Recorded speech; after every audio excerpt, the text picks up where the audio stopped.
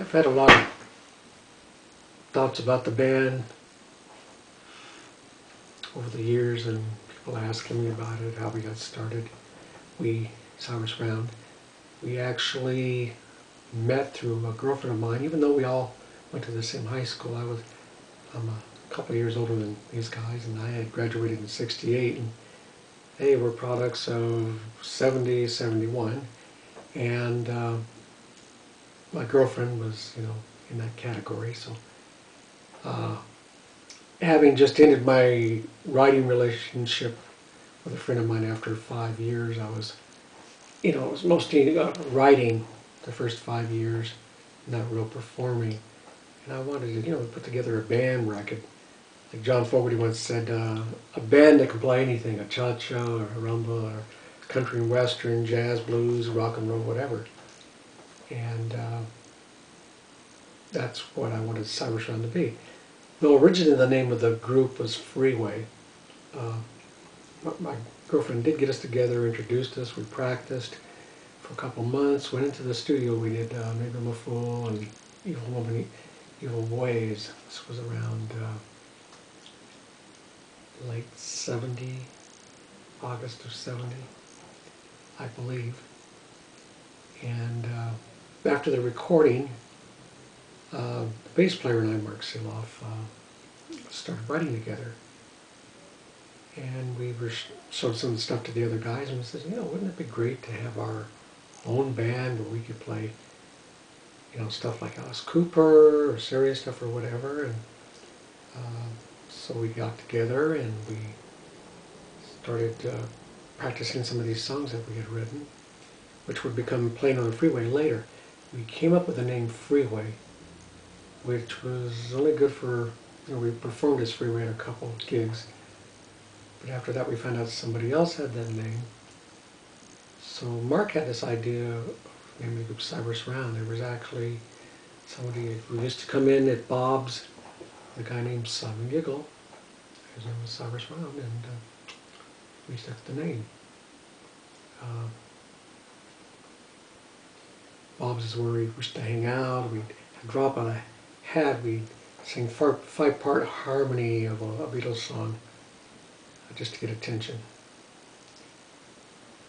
Though they never gave us free food. Though we did get free food for a while because one of the guys was dating a waitress. That came in handy. And I later dated a girl who was a waitress for Frosty Freeze, and we got free food there. So that always came in handy for, starving musicians. I was the closest probably with the drummer David. He came in to be our drummer after Rick Giles had left. Rick did not want to play our kind of music, so David sat in and listened to us and decided he fit in with our kind of humor and everything else, and that was it. We around 1973, Larry was the first to leave. He had another group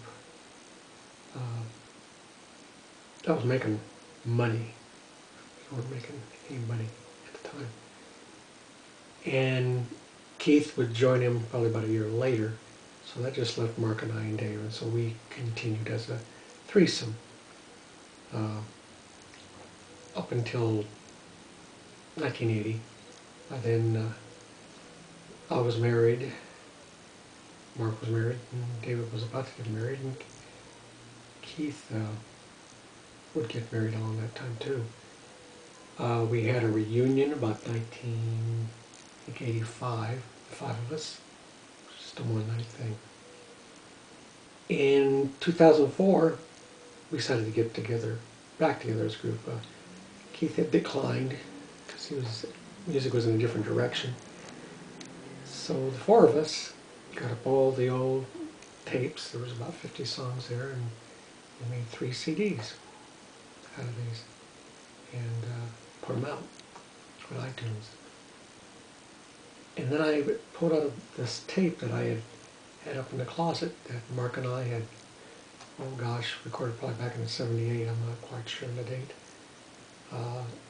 My voice, our acoustic guitars or whatever, and was good enough quality, we decided we could add music to it. And this is what would become later on CD Vision. And we were hoping that David would be around to able to record it with us, but David's cancer reoccurred in early 2010. And so we weren't able to even, we got together, but that was after they told me he had about 3 months to live, and of course he didn't have any interest in it and kind of complained. And so we just kind of told him, we said, well, we're going to do it whether you want to do it with us or not. And after he passed away, there about 2-3 months that we didn't like doing anything. Finally, we decided that we would dedicate this CD to him. That's really a factor that got us going. Larry's skill with engineering and helping with the producing along with me, and of course the writing and arranging skills of all three of us have really helped us come along. I'm hoping that we're able to come up with another album after Vision. But really, in and out, Cyrus Round's been around about 41 years,